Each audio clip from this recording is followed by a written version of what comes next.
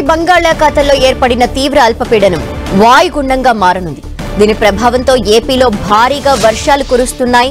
ప్రకాశం, కడప, నెల్లూరు, అన్నమయ్య, తిరుపతి, చిత్తూరు జిల్లాలకు వాతావరణ శాఖ అధికారులు రెడ్ అలర్ట్ జారీ చేశారు. కర్నూలు, నంద్యాల, అనంతపురం, శ్రీ సత్యసాయి జిల్లాలకు ఆరెంజ్ అలర్ట్ జారీ చేశారు. పల్నాడు జిల్లాకు ఎల్లో అలర్ట్ జారీ చేశారు. నెల్లూరు, ప్రకాశం జిల్లాలతో పాటు రాయలసీమలోని పలు చోట్ల భారీ వర్షాలు పడుతున్నాయి. నెల్లూరు జిల్లాలో 4 రోజులుగా వర్షం కురుస్తోంది. ఏఎస్పేట దగ్గర గాలులకు చెట్లు విరిగిపడ్డాయి. పలు చెరువుల్లోకి వరద నీరు భారీగా చేరుతోంది. చేజర్ల, అనంతసాగరం ప్రాంతాల్లో వరి పంట నీట మునిగింది. భారీ వర్షాల నేపథ్యంలో రెవెన్యూ, పోలీస్ యంత్రాంగం అప్రమత్తమైంది. విద్యా సంస్థలకి కలెక్టర్ హిమాంశు శుక్లా సెలవు ప్రకటించారు.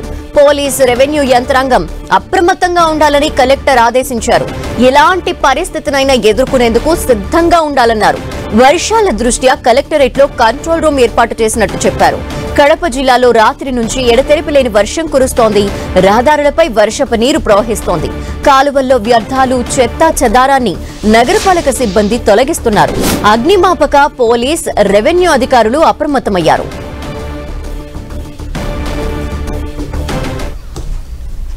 గత 5 సంవత్సరాల్లో పేరుకుపోయిన సిల్ట్ అంతా తీయించాం.